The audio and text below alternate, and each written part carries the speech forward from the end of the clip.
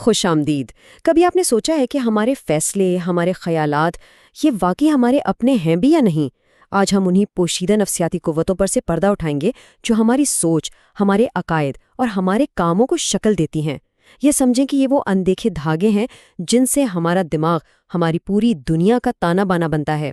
چلیں تو دیکھتے ہیں کہ آج ہم کیا کیا جاننے والے ہیں۔ سب سے پہلے ہم دیکھیں گے کہ ہمارا دماغ کون سے پوشیدہ شارٹ کٹس لیتا ہے۔ اس کے بعد ہم یہ سمجھیں گے کہ ہمارے عقیدے بنتے کیسے ہیں۔ پھر ہم بات کریں گے اس حیران کن فرق کی جو اکثر ہماری باتوں اور ہمارے کاموں میں ہوتا ہے، اور آخر میں ہم اس سائنس کو دیکھیں گے جس سے لوگوں کے ذہن بدلے جاتے ہیں۔ تو سب سے پہلے بات کرتے ہیں ہمارے دماغ کے ان پوشیدہ تعصبات کی۔ یہ وہ شارٹ کٹس ہیں جو ہمارے علم میں آئے بغیر ہی حقیقت کو ہمارے لیے ایک خاص رنگ دے دیتے ہیں۔ اچھا، ایک سوال سے شروع کرتے ہیں۔ کیا کبھی ایسا محسوس ہوا ہے کہ کوئی واقعہ ہونے کے بعد آپ کو لگا ہو، ارے یہ تو ہونا ہی تھا، یہ تو بالکل واضح تھا؟ یہ جو احساس ہے نا، یہ ایک بہت ہی طاقتور تعصب کو ظاہر کرتا ہے۔ اسے نفسیات کی زبان میں کہتے ہیں ہائنڈسائٹ بائس۔ سادہ لفظوں میں یہ مجھے تو پہلے ہی معلوم تھا والا فینومینن ہے۔ یعنی جب کوئی کام ہو جاتا ہے تو ہمیں لگتا ہے کہ اس کا نتیجہ تو بالکل صاف ظاہر تھا، حالانکہ سچ تو یہ ہے کہ واقعہ ہونے سے پہلے ہمیں اس کا بالکل اندازہ نہیں ہوتا۔ یہ دراصل ہمارے دماغ کا ایک طریقہ ہے جس سے وہ ماضی کے بے ترتیب واقعات کو ایک سیدھی سادی سمجھ میں آنے والی کہانی کی شکل دے دیتا ہے۔ لیکن دلچسپ بات یہ ہے کہ ہم صرف ماضی کے بارے میں ہی غلط اندازے نہیں لگاتے، ہم حال کے بارے میں بھی غلط فہمی کا شکار ہوتے ہیں، خاص طور پر جب ہم یہ سوچتے ہیں کہ دوسرے لوگ کیا سوچ رہے ہوں گے۔ اس بات کو سمجھنے کے لیے 1977 میں ایک بہت ہی مشہور اور سچ پوچھیں تو تھوڑا عجیب سا تجربہ کیا گیا۔ ریسرچرز نے کچھ اسٹوڈنٹ سے پوچھا کہ کیا آپ کیمپس میں 30 منٹ کے لیے ایک بڑا سا سینڈوچ بورڈ پہن کر گھوم سکتے ہیں جس پر لکھا ہو ایٹ ایٹ جوز، اور جو نتائج سامنے آئے نا وہ کمال کے تھے۔ اس سے ایک چیز بالکل صاف ہو گئی جسے کہتے ہیں فالس کنسنسس ایفیکٹ، یعنی یہ غلط فہمی کہ زیادہ تر لوگ ویسا ہی سوچتے ہیں جیسا ہم سوچتے ہیں۔ دیکھیں، جن سٹوڈنٹس نے وہ بورڈ پہننے کے لیے ہاں کہا، ان کا اندازہ تھا کہ تقریباً 62% لوگ ہاں ہی کہیں گے، اور جنہوں نے انکار کیا ان کا اندازہ تھا کہ تقریباً 67% لوگ انکار ہی کریں گے۔ اور مزے کی بات یہ ہے کہ دونوں ہی گروہ اپنے اندازوں میں بالکل غلط۔ تو یہاں ایک اور اہم بات سامنے آتی ہے، ہم صرف یہ نہیں سوچتے کہ دوسرے ہم سے اتفاق کرتے ہیں، بلکہ ہم باقاعدہ ایسی معلومات ڈھونڈتے بھی ہیں جو ہماری سوچ کو صحیح ثابت کرے۔ اسے کہتے ہیں کانفرمیشن بائس۔ مطلب یہ کہ ہم ان باتوں اور ثبوتوں پر فوراً یقین کر لیتے ہیں جو ہمارے پہلے سے بنے ہوئے خیالات سے ملتی جلتی ہوں، اور جو معلومات اس کے خلاف ہوں ہم انہیں یا تو نظر انداز کر دیتے ہیں یا پھر قبول ہی نہیں کرتے۔ اور بات یہاں تک پہنچ جاتی ہے کہ کبھی کبھی ہماری توقعات ہی حقیقت کو بدل دیتی ہیں۔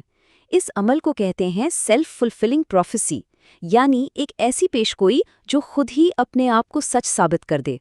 یہ کام کیسے کرتا ہے؟ دیکھیں، پہلا قدم، ہم کسی شخص کے بارے میں ایک امید یا توقع قائم کرتے ہیں۔ دوسرا قدم، ہم اسی توقع کی بنیاد پر اس شخص سے برتاؤ کرنا شروع کر دیتے ہیں۔ اور پھر تیسرا قدم، وہ شخص ہمارے برتاؤ کو دیکھ کر بالکل ویسا ہی رد عمل دیتا ہے جیسی ہم نے امید لگائی تھی، اور یوں ہماری پیشگوئی سچ ہو جاتی ہے۔ اس کی ایک زبردست مثال 1968 کی ایک مشہور سٹڈی ہے۔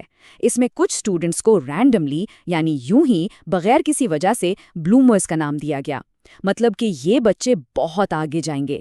اور ہوا کیا؟ صرف اساتذہ کی اس مثبت توقع کی وجہ سے ان بچوں کے آئی کیو سکورز میں واقعی 20 پوائنٹس تک کا اضافہ ہو گیا۔ یہ اس بات کا ثبوت ہے کہ ہماری امیدیں اور توقعات دوسروں پر کتنا گہرا اثر ڈال سکتی ہیں۔ اچھا، تو اب جب ہم نے ان تعصبات کو سمجھ لیا ہے تو آئیے دیکھتے ہیں کہ یہ چیزیں مل کر ہمارے رویے، یعنی ہمارے ایٹیٹیوڈز کی بنیاد کیسے رکھتی ہیں۔ تو ایٹیٹیوڈ کیا ہے؟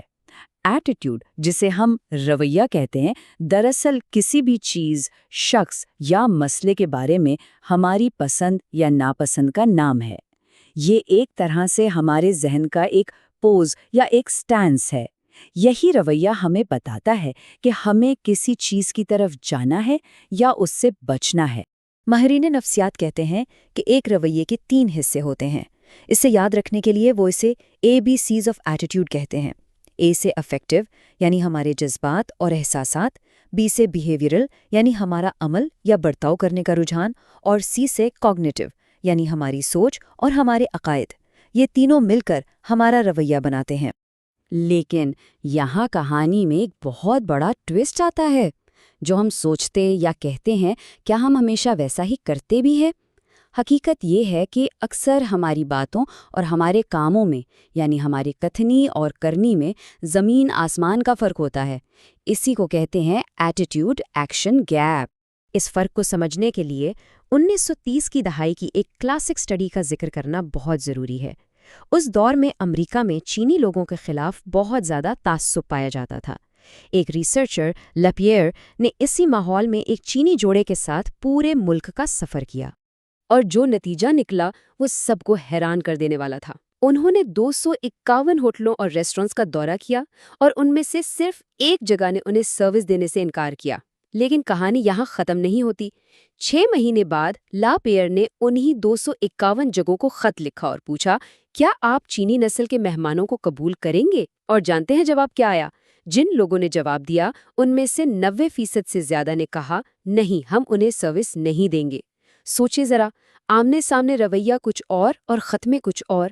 یہ ایٹیٹیوڈ اور ایکشن کے درمیان ایک بہت بڑی خلیج کو ظاہر کرتا ہے۔ تو سوال یہ پیدا ہوتا ہے کہ اگر ہمارے رویے اتنے بدل سکتے ہیں تو پھر انہیں بدلا کیسے جاتا ہے؟ اور یہیں سے بات آتی ہے پرسویژن کی سائنس پر، یعنی لوگوں کو قائل کرنے کے فن پر۔ دیکھیں، رویے بدلنے کے 2 بڑے راستے ہیں۔ ایک ہے اندرونی راستہ، جسے کہتے ہیں کوگنیٹو ڈسننس۔ یہ وہ ذہنی بے چینی ہے جو ہمیں تب ہوتی ہے جب ہماری سوچ اور ہمارے عمل میں تضاد ہو۔ دوسرا ہے بیرونی راستہ، یعنی پرسویژن، جب کوئی باہر سے آ کے کوئی پیغام دے کر ہماری سوچ یا ہمارے عمل کو بدلنے کی کوشش کرتا ہے۔ اب یہ کوگنیٹو ڈسننس کا نظریہ بڑا دلچسپ ہے۔ اسے سمجھنے کے لیے 1959 میں ایک تجربہ کیا گیا۔ لوگوں کو ایک بہت ہی بورنگ، بہت ہی اکتا دینے والا کام کرنے کو دیا گیا۔ تجربے کے بعد کچھ لوگوں کو $20 دیے گئے اور کچھ کو صرف $1، اور ان سے کہا گیا کہ وہ باہر انتظار کر رہے شخص سے جھوٹ بولیں کہ یہ کام بہت دلچسپ ہے۔ اب اصل بات سنیں، جن لوگوں کو $20 ملے انہوں نے بعد میں بھی یہی کہا کہ کام تو بورنگ ہی تھا، لیکن جنہیں صرف $1 ملا تھا انہوں نے بعد میں کہا کہ نہیں، کام تو واقعی کافی دلچسپ تھا۔ ایسا کیوں ہوا؟ کیونکہ $20 والوں کے پاس جھوٹ بولنے کی ایک اچھی وجہ تھی، پیسے، لیکن $1 والوں کے پاس کوئی بڑی وجہ نہیں تھی۔ تو اپنے اس جھوٹ کو صحیح ثابت کرنے کے لیے ان کے دماغ نے خود ہی اپنا رویہ بدل لیا اور انہیں یہ یقین دلا دیا کہ کام واقعی مزے کا تھا۔ یہ ہے کوگنیٹو ڈسننس کی طاقت۔ یہ تو ہوئی اندرونی تبدیلی کی بات، لیکن جب کوئی باہر سے ہمیں قائل کرنے کی کوشش کرتا ہے تو ہمارا دماغ اس معلومات کو پروسیس کرنے کے لیے 2 میں سے ایک راستہ چنتا ہے۔ یہ 2 راستے ہیں، سینٹرل روٹ اور پریفرل روٹ۔ سینٹرل روٹ تب استعمال ہوتا ہے جب ہم کسی بات میں واقعی دلچسپی رکھتے ہیں اور سوچنے سمجھنے کے موڈ میں ہوتے ہیں۔ ہم دلائل کو غور سے سنتے ہیں، حقائق کو پرکھتے ہیں اور پھر کوئی فیصلہ کرتے ہیں۔ اس سے جو رویہ بنتا ہے وہ پکا اور دیر پا ہوتا ہے۔ دوسری طرف ہے پریفرل روٹ۔ یہ ایک طرح کا شارٹ کٹ ہے۔ یہ ہم تب استعمال کرتے ہیں جب ہم زیادہ توجہ نہیں دے رہے ہوتے۔ تب ہم دلائل پر نہیں بلکہ سطحی چیزوں پر دھیان دیتے ہیں، جیسے کہ بات کرنے والا کتنا پرکشش ہے یا پیکیجنگ کتنی اچھی ہے۔ اس راستے سے جو رویہ بنتا ہے وہ کچا اور عارضی ہوتا ہے۔ تو حاصل کلام یہ ہے کہ ہم دنیا کو ویسا نہیں دیکھتے ہیں جیسی وہ ہے، بلکہ ویسا دیکھتے ہیں جیسے ہم خود ہیں۔ ہمارا ذہن حقیقت کو صرف دیکھتا نہیں بلکہ اسے بناتا ہے۔ ہمارے پوشیدہ شارٹ کٹس، ہماری اپنی بنائی ہوئی پیشگوئیاں، ہماری باتوں اور کاموں کا فرق اور وہ طریقے جن سے ہمیں قائل کیا جاتا ہے، یہ سب مل کر ہماری دنیا کو شکل دیتے ہیں۔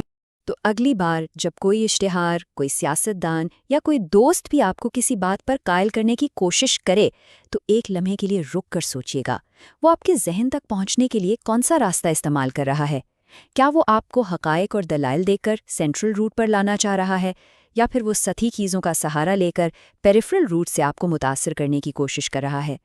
یہ سمجھنا صرف دلچسپ ہی نہیں بلکہ بہت ضروری بھی ہے۔